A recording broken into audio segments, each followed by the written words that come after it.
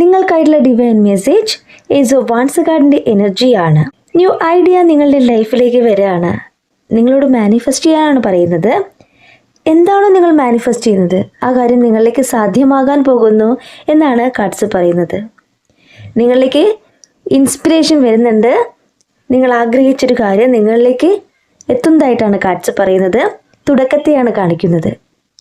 ഒരു കാര്യം നിങ്ങൾ നഷ്ടപ്പെട്ടു എന്ന് കരുതിയിട്ടുണ്ടോ, ആ ഒരു കാര്യം നിങ്ങളിലേക്ക് തിരിച്ചു വരികയാണ്.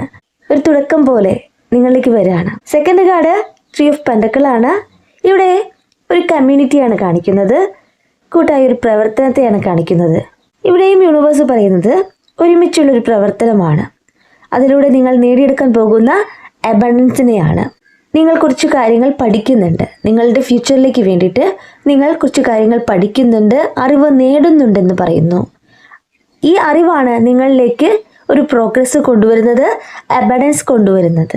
മൂന്നാമത്തെ കാർഡ് പറയുന്നത് ലവേഴ്സ് കാർഡ് പറയുന്നത് ഹാർമണിയാണ്. റൊമാൻറ്റിക് ആയിട്ടുള്ള ഒരു ഫീലിങ്സിനെയാണ്. നിങ്ങളും നിങ്ങളുടെ പേഴ്സണുമായിട്ട്. ആദ്യത്തെ കാർഡിൽ പറയുന്നത് ഒരു തുടക്കം. നിങ്ങൾ ആഗ്രഹിച്ചൊരു കാര്യം നിങ്ങളിലേക്ക് തിരിച്ചു വരുന്നു. നിങ്ങളുടെ പ്രണയമാണ് ഇവിടെ നിങ്ങളിലേക്ക് തിരിച്ചു വരുന്നത്. ഹെൽത്തി ബൗണ്ടറീസ് ഈ ബന്ധത്തിൽ ഉണ്ടാകുന്നു. സോൾമേറ്റ് കണക്ഷൻ ആണെന്ന് യൂണിവേഴ്സ് ഇവിടെ പറയുന്നു. ഇവിടെ നിങ്ങളെ തന്നെ ട്രസ്റ്റ് ചെയ്തുകൊണ്ട് നിങ്ങളുടെ പേഴ്സൺ നിങ്ങളിലേക്ക് തിരിച്ചു വരികയാണ്.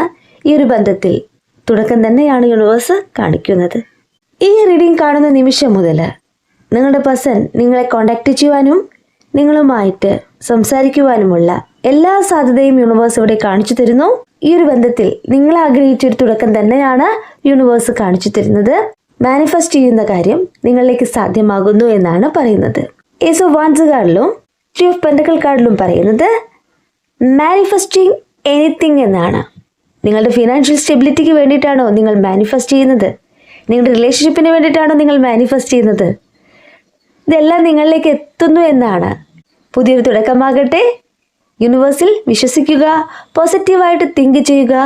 നിങ്ങൾ ആഗ്രഹിച്ച കാര്യം നിങ്ങളിലേക്ക് സാധ്യമായി കഴിഞ്ഞു.